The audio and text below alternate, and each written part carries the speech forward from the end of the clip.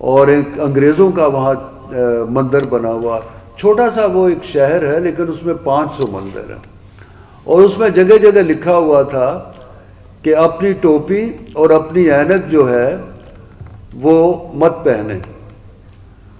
تو وہ پتہ نہیں چل رہا تھا کہ یہ کیوں لکھا ہوا، لیکن جب ہم جمنا کے کنارے گئے تو وہاں پر بہت سے بندر درختوں پر بیٹھے ہوئے تھے، ٹہنیوں پر، اور انہوں نے چشمے پہنے ہوئے تھے اور ٹوپیاں پہنی ہوئی تھی. تو وہ جو بندہ بھی ٹوپی پہن کے وہاں جاتا تھا وہ چھلانگ لگا کر ٹوپی چھین کے لے جاتے تھے اور اینک اتار کے لے جاتے تھے. تو اس طرح وہ پھر میں نے ایک رسک یہ لیا کہ اڑیسہ میں ایک کانفرنس تھی، سیف کانفرنس تھی وہاں، تو میرے ساتھ میری مسز بھی تھی. تو وہاں پر یہاں پیدا ہوئے کرشن، اور وہاں پر ان کی مڑی ہے، یعنی مزار ہے ان کا، لیکن وہاں ہندوؤں نے لکھا ہوا ہے نان ہندو ناٹ الاؤڈ، ہندوؤں کے علاوہ اس مندر میں کوئی جا نہیں سکتا.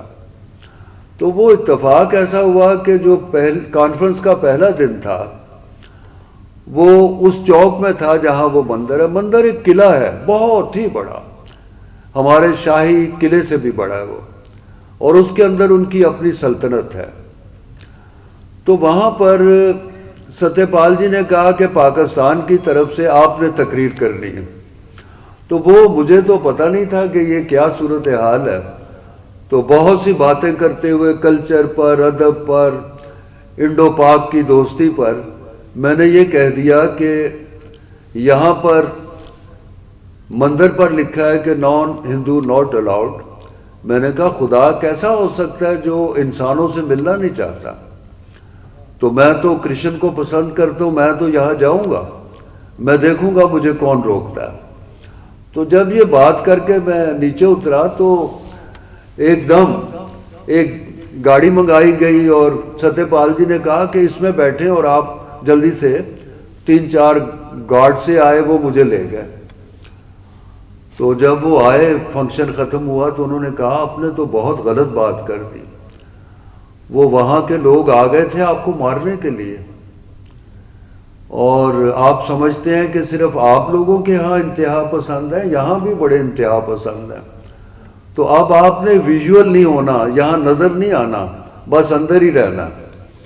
تو میں نے، یہ بہت زبردست بات ہے، میں نے آبدہ سے کہا، ان کی ٹیم تھی، یہ کوچ تھی اس زمانے میں پاکستان کی باسکٹ بال کی، تو ان کی نیشنل ٹیم ہمارے ساتھ گئی ہوئی تھی. تو میں نے ان کو کہا کہ بھئی کوئی میرے ساتھ مندر جانا چاہتا ہے؟ تو اکثر لڑکیوں نے شوق میں کہا ہاں ہاں ہم جائیں گے. رشید نون یونائٹڈ بیکری والے، انہوں نے کہا میں بھی جاؤں گا.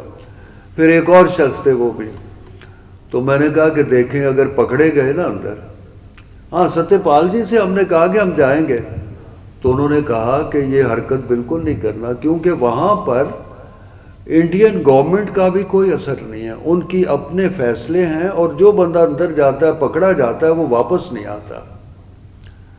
تو یہاں تک انہوں نے مجھے بتایا کہ گاندھی جی ابوالکلام آزاد کے ساتھ گئے تو انہوں نے کہا کہ باپو آپ جا سکتے ہیں، یہ پرش نہیں جا سکتا، یہ انسان نہیں جا سکتا.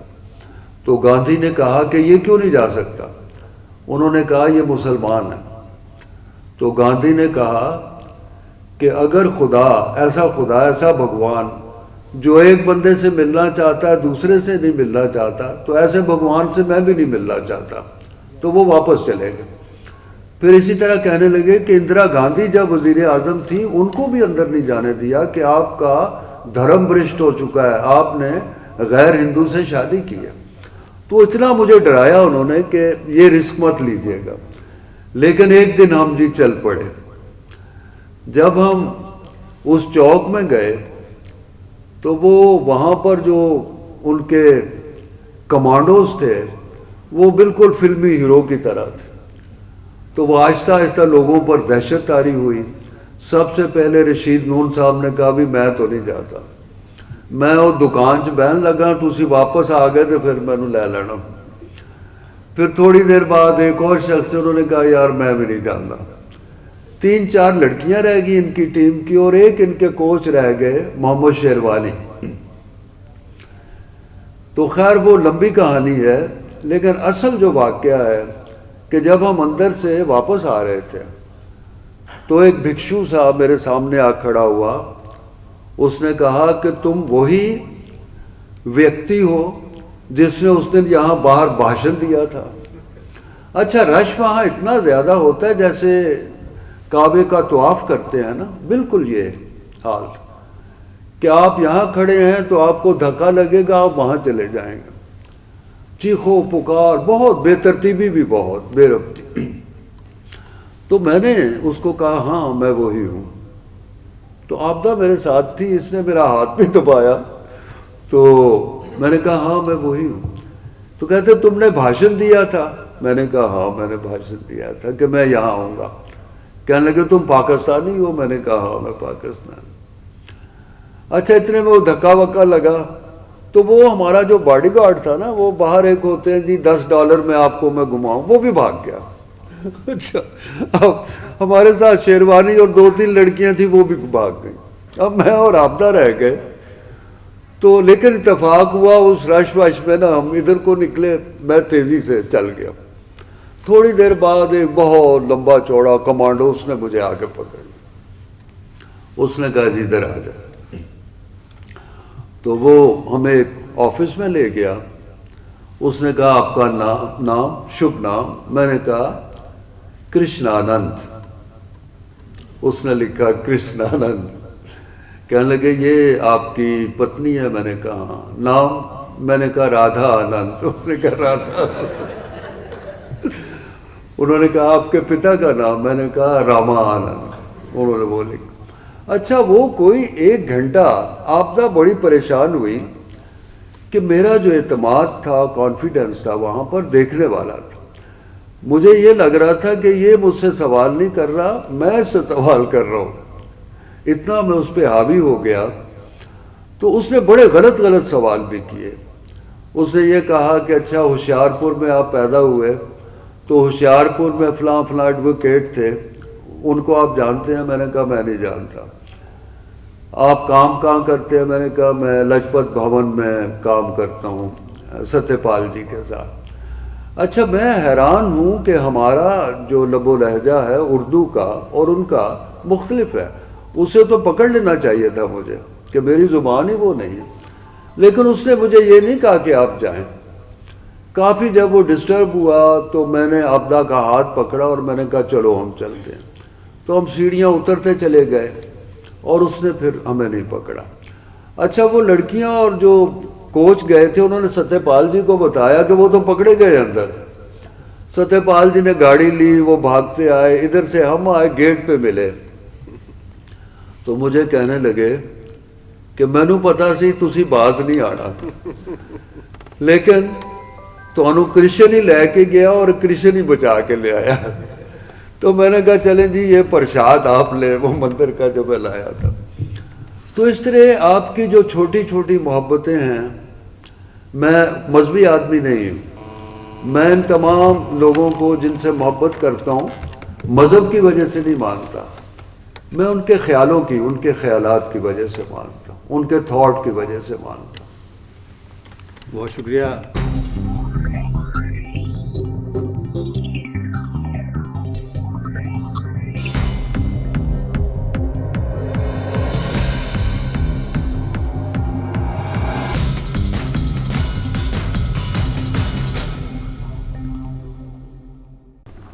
ہم آپ سے سننا بھی بہت کچھ چاہ رہے ہیں. آپ کی اس بات سے کو تھوڑا سا اگر آپ مجھے موقع دیں تو میں ایک بات عرض کروں. آپ کو جاننے کے لیے یہ ضروری ہے. انسانی نفسیات انسان کے بیہیویئر سے ڈیل کرتی ہے, اور کچھ بیہیویئرز ایسے ہیں جو سب کے ہوتے ہیں. کوئی سائیکل چلا رہا ہے تو سب کو نظر آ رہا ہے, اور جو کچھ سوچ رہا ہے تو وہ نظر نہیں آ رہا. لیکن وہ بھی ایک بیہیویئر ہے. آپ کے تخلیقی پروسیس کو ہم جاننے کی کوشش کریں گے، لیکن ساتھ ہی ساتھ جس موضوع پہ آپ نے بات کی مسٹیسزم پہ، 4 نمایاں ترین ٹائپس ہیں بیہیویئر کی. حیران کن حد تک ایک ایسی ٹائپ ہے جو ہم انسانوں میں سب سے زیادہ ہوتی ہے. ایک ٹائپ تو ہے آپٹیمزم کہ ہم کتنے مثبت ہیں، ایک پیسمزم ہے، اور ایک ہے کہ ہم ٹرسٹنگ کتنا ہے. ان تینوں کے 100 میں سے 20 نمبر ہیں. باقی 30 نمبر ایک ایسی چیز کے ہیں جسے عام طور پر ہم سمجھتے ہی نہیں ہیں. وہ آپ سے پوچھیں گے کہ شعراء اور ادیبوں میں یہ بہت ہوتا ہے، سب فنون والوں میں ہوتا ہے، وہ ہوتا ہے حسد. سائنس کہتی ہے کہ انسانی کردار میں حسد سب سے زیادہ ہوتا ہے بیہیویئر میں. ہاں، کلچر ٹو کلچر یہ ویری ضرور کرتا ہے. اسی لیے مسٹیسزم ہمارے کام آتی ہے. صوفیہ ہمیں اس کام کی تہذیب سکھاتے ہیں کہ دوسروں کو اچھا انسان کیسے سمجھنا ہے، اچھائی کیسے کرنی ہے، اور اپنی منفیت، اپنے حسد، بغض، کینہ پر کیسے آپ نے قابو پانا ہے. دوسروں کے لیے دعا کیوں کرنی ہے؟ اور اس لیے بھی کہ وہ دعا جب آپ دوسروں کے لیے کرتے ہیں تو اپنی ذات کے تزکیہ کے کام آتی ہے، اور وہ دعا آپ کے حق میں قبول بھی ہوتی ہے. ایک تو آپ کے شعری نظریہ کو ہم نے سمجھنا ہے کہ جب آپ کا یہ بیہیویئر جس میں جو ہمیں نظر نہیں آتا آپ کیسے سوچتے ہیں. شعر کسی واقعے سے شروع ہوتا ہے، خیال کیسے آتا ہے، غزل کیسے بنتا ہے، آپ اس میں اپنی ایفرٹ کتنی لگاتے ہیں. اور پھر دوسرا کہ جو انسانی بیہیویئر کا سب سے نمایاں ہے حصہ، وہ اس میں تو آپ جگہ جگہ اس کا شکار ہوئے ہوں گے، آپ نے لوگوں کو قریب سے دیکھا ہوگا. دونوں پہ بات کریں پلیز. اچھا، ایک تو جیسے میں نے بات کی تھی باغ کی، اس طرح میں کہا کرتا ہوں کہ دریا بھی اسی کو نظر آتا ہے جس کے اندر دریا ہوتا ہے. تو تصوف میں بھی میرے کچھ فیوریٹ لوگ ہیں، جیسے جنید بغدادی ہیں، حسین بن منصور حلاج ہیں، پھر ہمارے بلے شاہ ہیں. تو میرے نزدیک شریعت اور طریقت میں طریقت ہی خدا تک پہنچنے کا صحیح طریقہ ہے، یعنی صوفیزم. شریعت ایک بنا بنایا سسٹم ہے، اور وہ آپ دوسروں کے حوالے سے خدا تک پہنچتے ہیں. ایک کتاب، ایک پیغمبر، ایک ملا یا ایک پنڈت یا ایک پادری، ایک کاہن، بنا بنایا. لیکن صوفی مسلح کو جلانے کی بات کرتا ہے، لوٹے توڑنے کی بات کرتا ہے، اسے کعبہ اپنے اندر نظر آتا ہے، اپنے یار کے اندر نظر آتا ہے. تو طریقت ایک پرسنل ایکسپیرینس ہے خدا تک پہنچنے کا. تو میرے نزدیک جب تک آپ، جیسے کائنات کے لیے بھی میں کہتا ہوں کہ درخت کا ذکر آپ پڑھتے ہیں کتابوں میں، لیکن آپ درخت کے سامنے کیوں نہیں کھڑے ہو جاتے جا کے؟ آپ درخت سے ہاتھ کیوں نہیں ملا سکتے؟ درخت سے مکالمہ کیوں نہیں کر سکتے؟ کر سکتے ہیں. اس سے مجھے امرتا پریتم کا واقعہ یاد آیا. میری زندگی کا سب سے خوبصورت واقعہ یہ. آخری دنوں میں جب میں دہلی گیا، جب میں جاتا تھا ان سے ضرور ملتا تھا، تو آخری دنوں میں گیا تو میں ان سے ملنے کے لیے جانے لگا. تو میرے دوست نے پوچھا آپ کہاں جا رہے ہیں؟ میں نے کہا امرتا کی طرف. تو وہ کہنے لگے کہ وہ آج کل کسی سے نہیں ملتی، بہت بیمار ہیں، یہاں تک کہ بہت سے ٹی وی چینل والوں کو انہوں نے واپس بھیج دیا، تو آپ مت جائیں. تو میں نے کہا چلے میں فون کرتا ہوں. میں نے فون کیا تو امروز ان کے ہسبینڈ جو ہیں انہوں نے اٹھایا.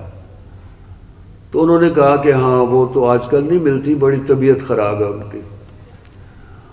تو میں نے کہا اچھا بات ہو سکتی ہے؟ تو انہوں نے کہا ہاں میں بات کراتا ہوں. بات کی تو اتنا مجھے میرا دل جو ہے خوش ہوا، لبریز ہو گیا ان کی محبت سے. انہوں نے کہا، میں نے کہا میں آنا چاہتا ہوں. کہنے لگی کہ تینوں پوچھن دی لوڑ ہے، تینوں اجازت لین دی لوڑ ہے. تو اتنی محبت تھی ان کو مجھ سے. تو میں جب گیا تو یہ تھا کہ ان کے سرہانے ایک چاندی کا پیالہ پڑا ہوا تھا، اس میں کوئی چیز تیر رہی تھی جیسے ستارے ہوتے ہیں چھوٹے چھوٹے. تو میں نے انہیں پوچھا کہ یہ کیا ہے؟ تو وہ کہنے لگی یہ پاری جات کے پھول ہیں. تو اب پاری جات کا لفظ میرے لیے بالکل نیا تھا، آپ کے لیے بھی نیا ہوگا. تو پاری جات ایک پودا ہے جو انڈیا ہی میں ہوتا ہے. تو انہوں نے وہ پھول اٹھا کے مجھے دکھایا، بھی اس پانی میں تیر رہا تھا. تو پھر انہوں نے اس کی کہانی سنائی کہ یہ کرشن کا پودا ہے جو وہ سرخ سے لے کر آئے تھے. تو میں نے کہا آتے ہوئے مختصر میں بات اب کرنا چاہتا ہوں کہ میں اس پودے کے کچھ پھول اور کچھ شاخیں پاکستان لے جانا چاہتا ہوں. تو وہ کہنے لگی ٹھیک ہے،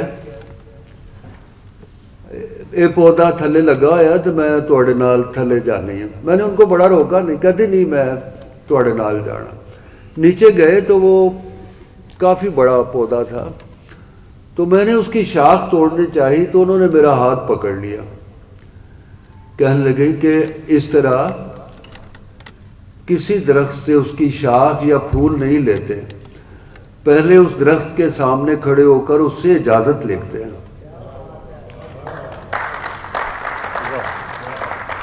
تو میں خاموش کھڑا ہو گیا اس درخت کے سامنے. تو میں نے کہا مرتا سے کہ میں نے اجازت لے لی ہے. کہنے لگے کہ ہونے دا پھول توڑ لے. میں نے پھول توڑ لیا، شاخ توڑ لی. تو پھر کہنے لگی کہ ہونے دا شکریہ بھی ادا کر. تو ہم کسی چیز سے پھول لیتے ہوئے، کسی پودے سے اس کا پتا لیتے ہوئے کبھی شکریہ نہیں ادا کرتے، کبھی اجازت بھی نہیں لیتے. میں کسی دوست کا شکریہ ادا کروں انجم کا تو انجم کہے گا کہ بھئی شکریہ دی ضرورت نہیں، تسی تے اپنے ہو. تو میں کہتا ہوں جو اپنوں کا شکریہ ادا نہیں کر سکتا وہ دوسروں کا کیا شکریہ ادا کرے گا.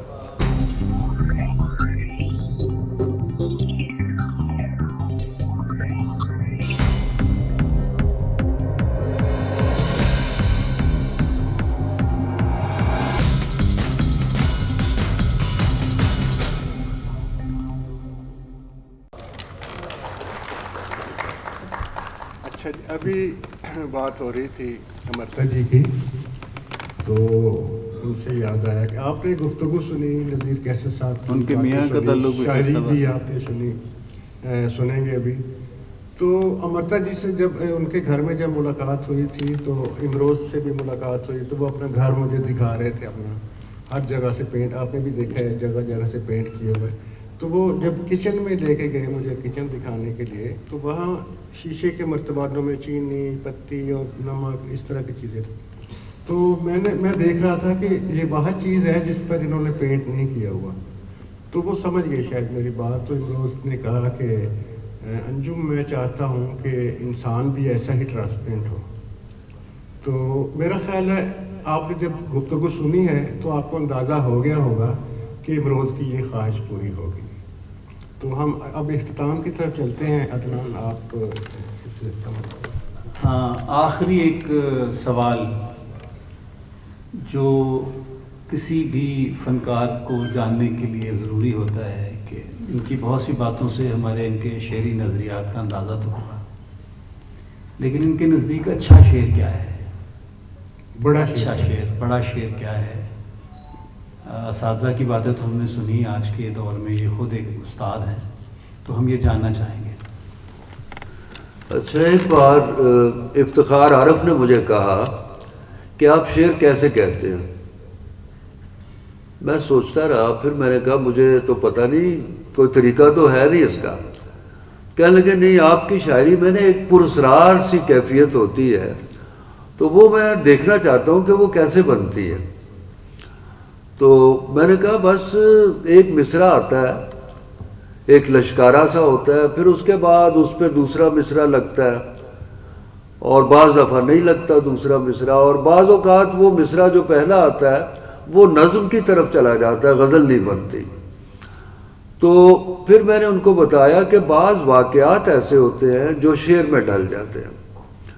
اڑیسہ کا مجھے واقعہ یاد آیا کہ میں اور آبدہ, اس زمانے میں ہماری شادی نہیں ہوئی تھی, اور انجم سلیمی کہا کرتے تھے. ایک دن ستیہ پال جی نے لاہور آئے, تو ستیہ پال جی نے کہا نذیر کیسا کہاں ہیں؟ انجم سلیمی کہنے لگے وہ اپنی منہ بولی بیوی دے نال ہوئے گا. تو اس زمانے میں منہ بولی بیوی ہوتی تھی میری. تو وہ ہم جب وہاں ٹھہرے تھے جس بلڈنگ میں, اس کی جو بیک والی دیوار تھی وہ سمندر میں تھی, اور رات کو میں اور آبدہ, جب اس کی ٹیم سو جاتی تھی, میرے شاعر ادیب سو جاتے تھے, ہم دونوں چپ چاپ اس بلڈنگ کی چھت پہ چلے جاتے تھے, اور جہاں پر سمندر تھا وہاں بیٹھ کر باتیں کرتے تھے.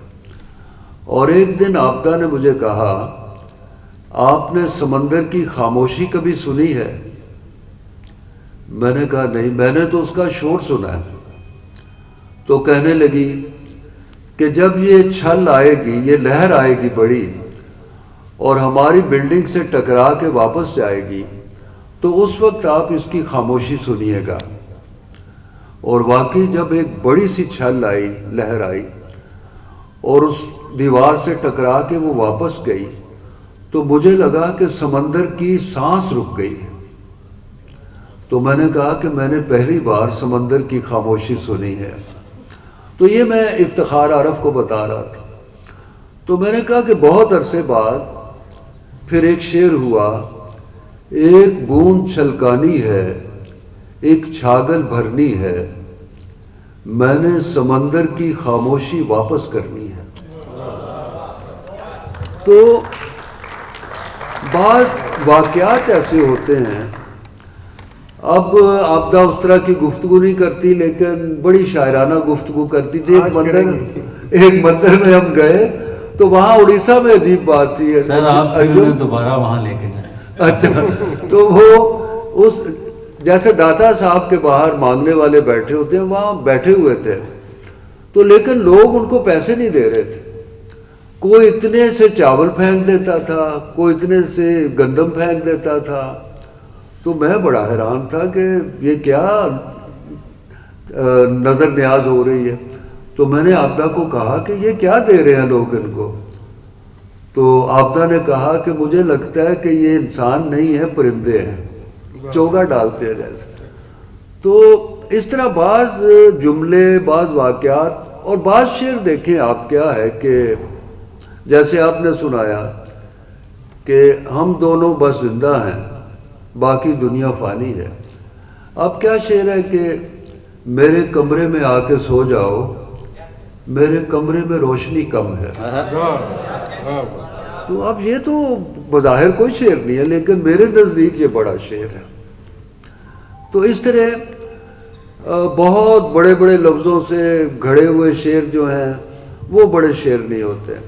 اور زندگی بھی چھوٹی چھوٹی چیزوں سے بڑی بنتی ہے, بڑی چیزوں سے نہیں بنتی. تو بڑی شاعری چھوٹی چھوٹی باتوں سے بنتی ہے. اچھا سر, کیا ہر اچھے شاعر کی اپنی فضا ہوتی ہے؟ جی بالکل, اپنی زبان ہوتی ہے. بالکل, ہر شاعر کی جوش کی اپنی زبان ہے. وہ انجم سلیمی, اور آپ کو بھی پتہ ہے علامہ ضیاء حسین جہاں ہوتے تھے, تو وہ لاہور میں ایک لیکچر دے رہے تھے کسی شاعر کی کتاب پر. تو وہ لیکچر دیتے دیتے اظہار خیال کرتے کرتے کہنے لگے کہ اگر جنت کی زبان اردو ہوئی تو وہ اردو ہوگی جو نذیر قیصر کی شاعری میں استعمال ہوتی ہے. شاعری کے بارے میں اچھا وہ دوسرا جملہ سنیے، زبان ہوتی ہے تو کسی نے چائے پر ان سے کہا کہ وہ زبان تو نذیر کیسر کی ہوگی، جنت کی جو اردو ہے، تو دوزخ کی اردو جو ہے وہ کس کی زبان ہوگی؟ تو کہنے لگے وہ جوش ملی آبادی کی ہوگی۔ ڈکشن لفظیات سے بنتی ہے، شعری لفظیات، اور شعری لفظیات اور موضوعات، طرز احساس، بات کرنے کا سلیقہ، طریقہ، اس سے جو فضا بنتی ہے وہ شاعری کی فضا ہے۔ نذیر کیسر کی شاعری کی فضا ایک شاعری کا ایک پرفضا مقام ضرور ہے، جس میں ہم درختوں سے باتیں کرتے ہیں، پرندوں کے ساتھ اڑتے ہیں، محبت کرتے ہیں، محبت کرنے کے عمل کو دیکھتے ہیں۔ آج کے ہمارے عہد میں ان کا امتیاز ہے کہ وہ اتنی موسیقیت سے بھری ہوئی شاعری کرتے ہیں، جیسے کوئی خیال گا رہا ہو، جیسے کوئی ایسا نغمہ چھیڑ رہا ہو جس میں ہمارا دل کرتا ہے کہ ہم ٹھہرے رہیں اور ٹھہرے رہیں۔ وقت بہت ہو گیا، اس نشست کو اور چلنا چاہیے تھا، تو اس نشست کے پہلے حصے کا خاتمہ کرتے ہیں اور اگلے حصے میں ان کی شاعری سنتے ہیں۔ آپ کا بہت شکریہ۔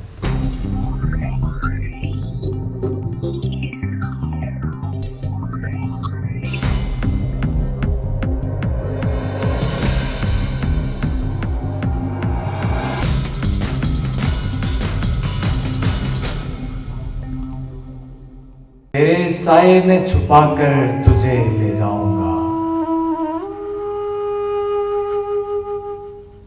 تو دیا ہے میں جلا کر تجھے لے جاؤں گا۔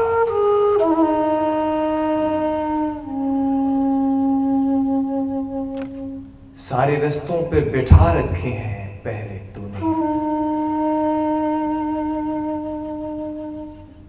سارے رستوں پہ بٹھا رکھے ہیں پہرے تو نے، میں کسی رستے سے آ کر تجھے لے جاؤں گا۔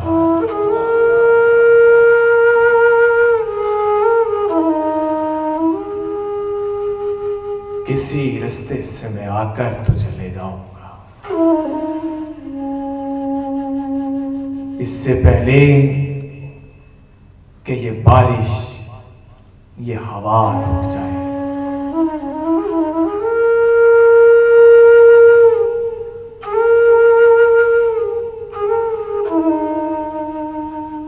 اس سے پہلے کہ یہ بارش، یہ ہوا رک جائے،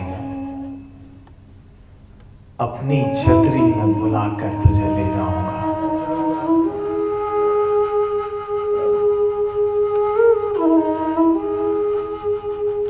دو کنارے کبھی دریا کے نہیں مل سکتے،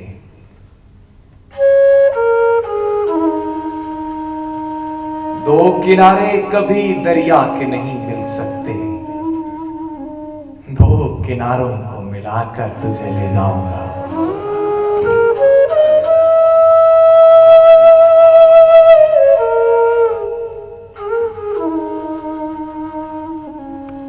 جاگنے والے تجھے دیکھتے رہ جائیں گے،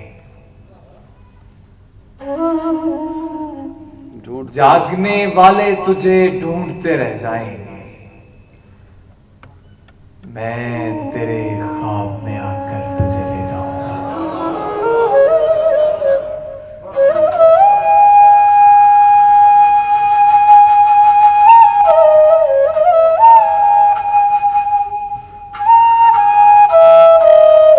جاگنے والے تجھے ڈھونڈتے رہ جائیں گے، میں تیرے خواب میں آ کر تجھے لے جاؤں گا، تجھے لے جاؤں گا۔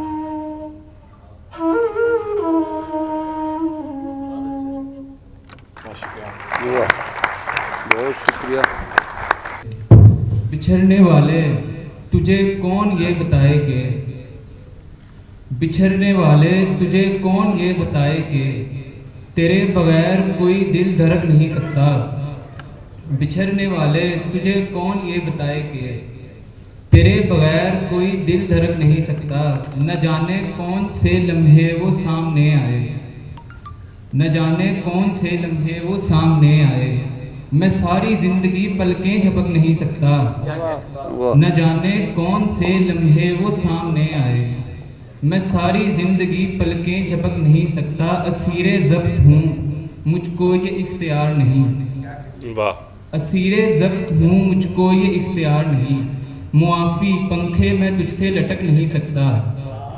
एक और गज़ल से चंद अशार के, वो शख्स तेरा वफादार हो नहीं सकता, वो शख्स तेरा वफादार हो नहीं सकता, जो इंतज़ार में दीवार हो नहीं सकता, वो शख्स तेरा वफादार हो नहीं सकता, जो इंतज़ार में दीवार हो नहीं सकता, तेरे वजूद का साया ही काफ़ी है मुझ पर, तेरे वजूद का साया ही काफ़ी है मुझ पर, हर एक दरख्त समरवार हो नहीं सकता, तेरे वजूद का साया ही काफ़ी है मुझ पर, हर एक दरख्त समरवार हो नहीं सकता, अभी वो सोई है सर रख के मेरे कांधे पर, अभी वो सोई है सर रख के मेरे कांधे पर, अभी मैं नींद से बेदार हो नहीं सकता, वाह अभी वो सोई है सर रख के मेरे कांधे पर, अभी मैं नींद से बेदार हो नहीं सकता। और ये शेर लिखेंगे, वो भूखे बच्चे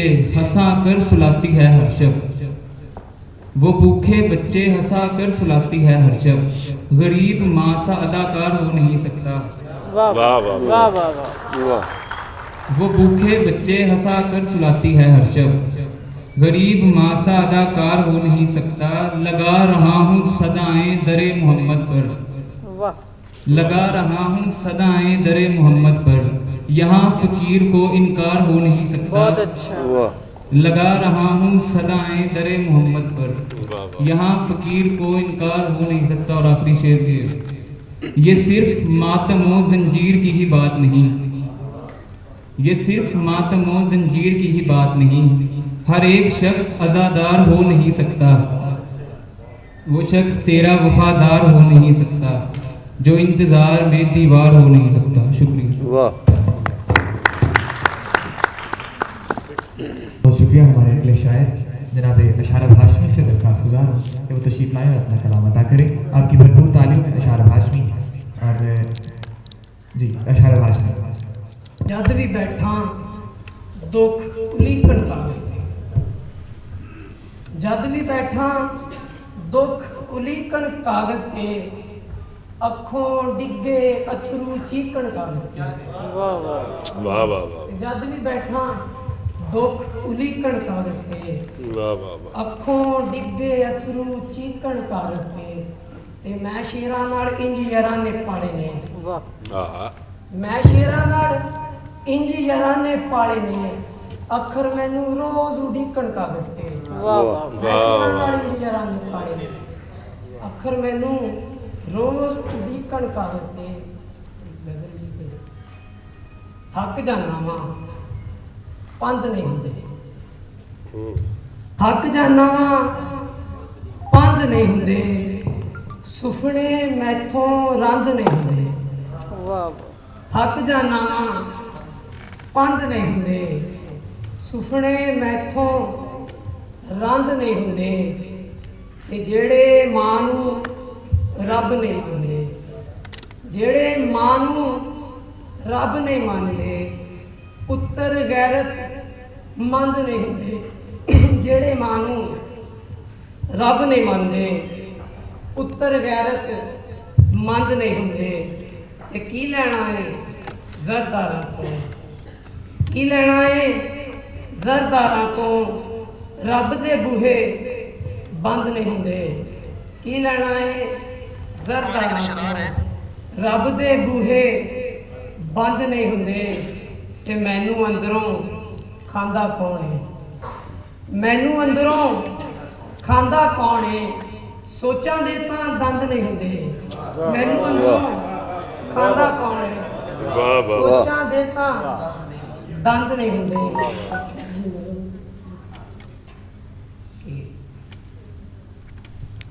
अखां विचों किरदे अथरू गम दे हार बनावण, अखां विचों ਕਿਰਦੇ ਅਥਰੂ ਗਮ ਦੇ ਹਾਰ ਬਣਾਵਣ, ਸੱਜਣ ਚੇਤੇ ਆਵਣ ਮੈਨੂੰ, ਸੱਜਣ ਚੇਤੇ ਆਵਣ।